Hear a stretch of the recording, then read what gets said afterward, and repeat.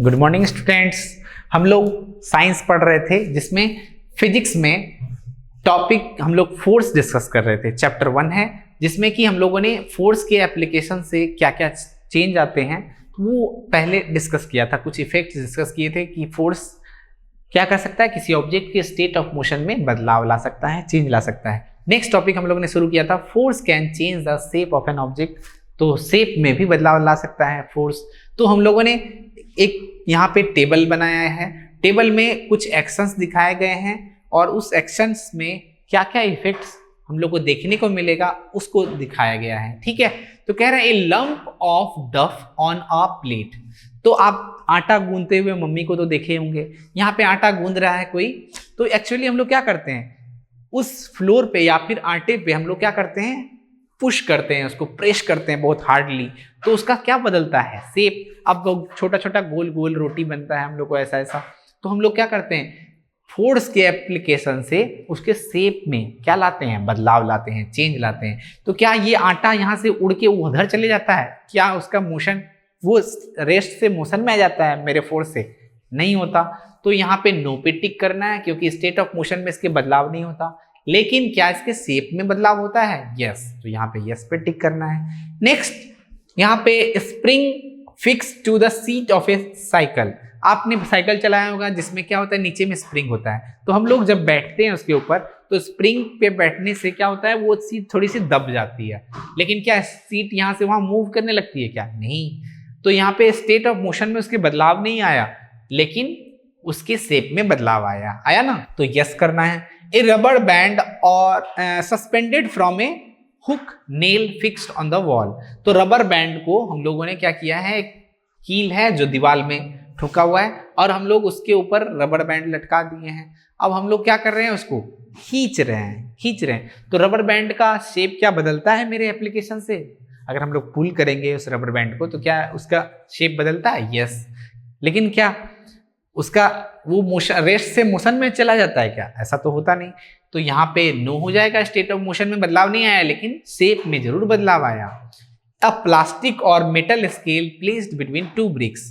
तो अगर दो ईंट ले लिया हम लोगों ने, एक स्केल है, स्केल के ऊपर हम लोगों ने एक ईंट को रख दिया, ब्रिक को रख दिया। तो इससे क्या होगा, वो जो स्केल है वो थोड़ा सा ऐसे बीच में दब सा जाएगा, झुक सा जाएगा। तो by putting a weight at the centre of the scale, अगर मान लो कोई वेट रख रहे हो आप बीच में, स्केल के बीच में, तो क्या स्केल के शेप में बदलाव आएगा? यस। क्या स्केल मूव करने लगेगा? नहीं। यानी स्टेट ऑफ मोशन में बदलाव नहीं आया, नो पे टिक करना है। और उसके शेप में बदलाव आया तो यस पे टिक करना है। ठीक है, कह रहे हैं what do you conclude from the observations in, जो टेबल में हम लोगों ने किया उस ऑब्जर्वेशन में क्या क्या कंक्लूड कर सकते हैं कि what apply when you apply force an inflated balloon by pressing it between your palms. तो अगर हम कोई बलून है उसको फुला के रखते हैं और हाथ से प्रेस करते हैं, पाम्स के बीच में प्रेस करते हैं, तो उसका शेप क्या होता है, हमको बदलता हुआ दिखता है ना। ऐसा हम लोगों ने बर्थडे पार्टीज में ज्यादातर किया ही होगा अपने फ्रेंड्स के या फिर अपने बर्थडे में, है कि नहीं। What happens to the shape of the ball of dough when it rolled to make a chapati. तो माँ को आपने रोटी बनाते हुए देखा होगा, तो वो क्या करती है, आटे का गोला रहता है और उसको बेलन से उसको चौड़ा करके गोल सा बना देती है ना। तो एक्चुअली उसका शेप क्या हो रहा है, यहाँ पे बदल सा जाता है। तो what happens when you press A rubber ball placed on a table. Table पे अगर बॉल रखा हुआ है हम लोग और उसको प्रेस करते हैं तो उसका शेप में क्या आता है, बदलाव सा आता है ना। तो in all these examples you saw that the application of force on an object may change its shape. तो इस सारे एग्जांपल्स में हम लोगों ने क्या समझा कि फोर्स के एप्लीकेशन से किसी ऑब्जेक्ट का शेप बदल सकता है, ठीक है, चेंज हो सकता है। Having performed all the activities you would have realise that a force. तो हम लोगों ने सारे एक्टिविटीज में आज तक अभी जो हम लोगों ने इस चैप्टर में पढ़ा, इन सारे में क्या क्या इफेक्ट्स हम लोग को देखने को मिला उन सबको डिस्कस करने जा रहे हैं। तो ये फोर्स के एप्लीकेशन से क्या हो सकता है, a force may make an object move from the rest. मतलब कोई ऑब्जेक्ट अगर रुका हुआ है तो फोर्स के एप्लीकेशन से वो मूव कर सकता है, चेंज। मे बोला हमने, अब भारी बक्सा नहीं खिसका था ना, तो इसीलिए मे का एप्लीकेशन किया हम लोगों ने। ठीक है, मे change the speed of an object if it is moving. अगर कोई ऑब्जेक्ट मूव कर रहा है, सेम डायरेक्शन में फोर्स अप्लाई कर दिया तो उसकी स्पीड बढ़ रही है, और अपोजिट डायरेक्शन में फोर्स अप्लाई कर दिया तो उसकी स्पीड घट रही है। तो यानी उसकी स्पीड में बदलाव देखा जा सकता है कि नहीं। मे change the direction of motion of an object, तो हम लोगों ने रूलर का इस्तेमाल करके उसका डायरेक्शन को क्या करा था, बदला था। तो यानी चेंज कर सकते हैं डायरेक्शन। गोलकीपर वाला मैंने एग्जांपल दिया था, वॉलीबॉल वाला मैंने एग्जांपल दिया था। तो इन सारे एप्लीकेशंस में क्या हो रहा है, फोर्स के एप्लीकेशन से ऑब्जेक्ट का डायरेक्शन भी बदला जा सकता है ना। मे bring about A change in the shape of an object, तो किसी ऑब्जेक्ट के शेप में भी बदलाव आ सकता है, किसके एप्लीकेशन से, फोर्स के एप्लीकेशन से।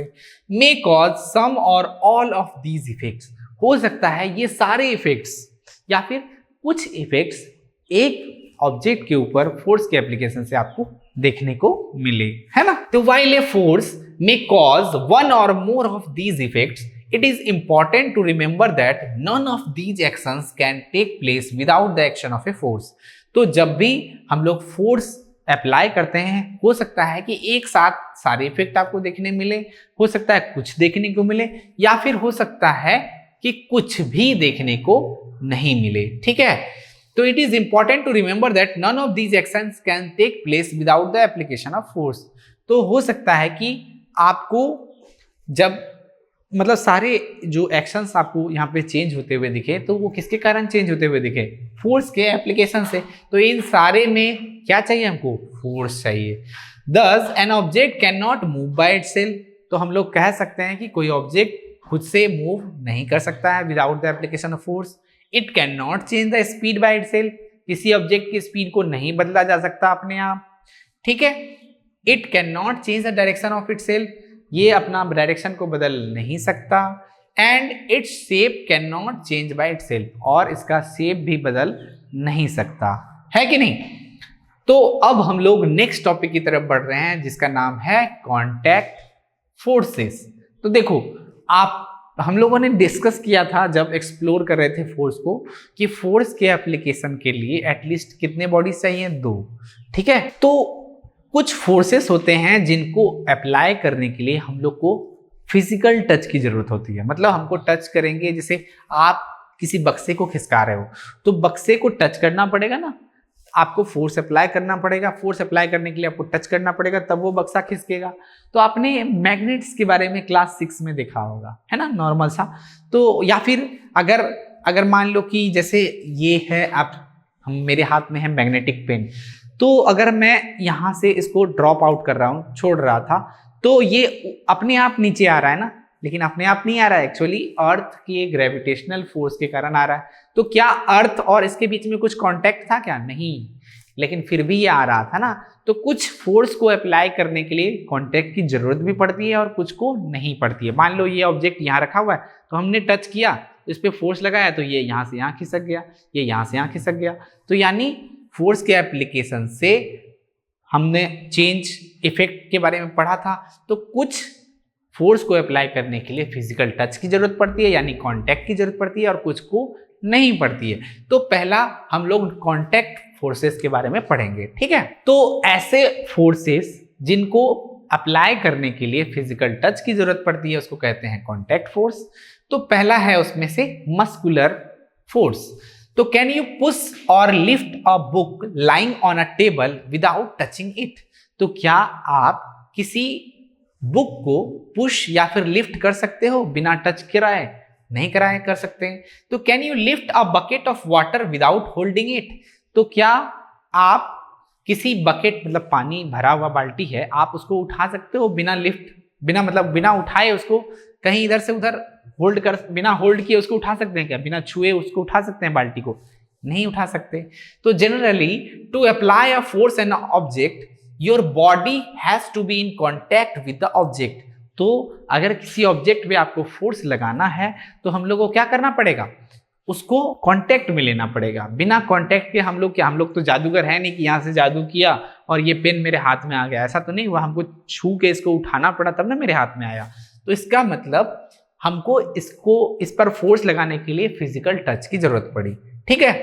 तो द कॉन्टैक्ट में also be with the help of A stick और ए पीस ऑफ रोप, हो सकता है आप अपने हाथ से नहीं करके किसी छड़ी या किसी डंडे की मदद से या फिर किसी रस्सी की मदद से आप फोर्स को अप्लाई कर सकते हैं, है कि नहीं। तो डायरेक्टली टच ना भी हो तो भी चलेगा। तो when we push an object like a school bag और lift a bucket of water, where does the force come from. तो हम लोग अपने कंधों पर स्कूल बैग लेकर जाते हैं या फिर बैग को उठाते हैं या फिर किसी बाल्टी को उठाते हैं, तो ये फोर्स एक्चुअली आता कहाँ से है। क्योंकि हम लोग के बॉडी के अंदर क्या होता है, हम लोग फूड लेते हैं तो कुछ एनर्जी आती है ना, तो हमारे बॉडी के अंदर क्या होते हैं, कुछ मसल्स होते हैं और उन मसल्स के एक्शन के हेल्प से हम लोग क्या करते हैं, फोर्स को अप्लाई करते हैं। This force is caused by the action of muscles in our body. तो ये जो फोर्स का एप्लीकेशन हो रहा है वो हमारे मांसपेशियों के एक्शन की वजह से, कार्य की वजह से हो रही है, ठीक है। The force resulting due to the action of muscles is known as muscular force। तो ये जो फोर्स जो कि मसल्स के एक्शन के द्वारा जनरेट हुई है, इसको कहते हैं हम लोग मस्कुलर फोर्स, ठीक है। तो it is the muscular force that enables us to perform all activities involving movement और बेंडिंग ऑफ योर बॉडी। तो हमको अगर मूव करना है अपने बॉडी को या बेंड करना है अपने बॉडी को, तो इसमें हम लोग क्या कर रहे हैं, मसल्स का इस्तेमाल कर रहे हैं, ठीक है। तो in class 7 you have learned that in the process of digestion the food gets pushed through the alimentary canal। तो हम लोगों ने क्लास 7 में पढ़ा था कि जो फूड होता है, मतलब हम लोग मुंह से खाना खाते हैं और धीरे धीरे एलिमेंट्री कनाल के होते होते ये प्रोसेस होता है ना। तो इसमें भी क्या होता है, एक्चुअली हमारी मांसपेशियां कार्य कर रही होती हैं, ठीक है। तो could it be the muscular force that does it? Yes, of course। You can also know that lungs expand and contract while the inhale and exhale air during breathing। तो आपका लंग्स जो होता है कभी सिकुड़ता है और कभी फैलता है, तो कॉन्ट्रैक्ट भी होता है और एक्सपैंड भी होता है। वो किसके कारण होता है, जब हम लोग हवा अंदर लेते हैं या बाहर छोड़ते हैं तो वो मांसपेशियों के एक्शन के द्वारा ही होता है, ठीक है। तो where are these muscles located with which make breathing possible. तो ये सब कहाँ होती है, सारी मसल्स हमारे बॉडी के अंदर होती हैं। Can you list a few more example of the force exerted by the muscles in our body.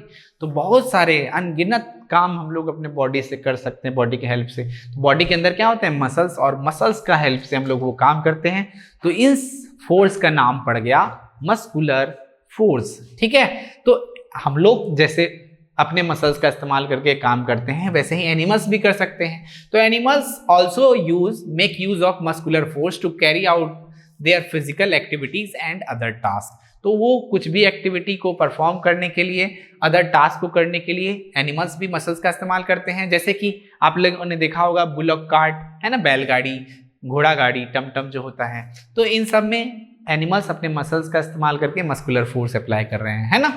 तो animals like bullocks, horses, donkeys and camels are used to perform various tasks for us, है ना। हम लोगों ने अपने काम के लिए यूज किया है, तो एक्चुअली वो क्या करते हैं, मस्कुलर फोर्स अप्लाई करते हैं। In performing these task they use muscular force, ठीक है। तो since muscular force can be applied only when it is in contact with an object, it is also called contact force. क्योंकि muscular force को apply करने के लिए किसी ना किसी कॉन्टैक्ट की जरूरत पड़ती है, तो हम लोग कह सकते हैं कि muscular force is a type of contact force, ठीक है। तो are there other types of contact forces, क्या कॉन्टैक्ट फोर्स के और भी टाइप्स हो सकते हैं, आइए हम लोग जानते हैं। तो नेक्स्ट टॉपिक में हम लोग पढ़ेंगे फ्रिक्शन के बारे में, ठीक है। तो कॉन्टैक्ट फोर्स का एक टाइप हम लोगों ने पढ़ लिया है, कवर कर लिया है, जिसका नाम था मस्कुलर फोर्स, ठीक है। तो नेक्स्ट टॉपिक हम लोग पढ़ेंगे फ्रिक्शन, ओके।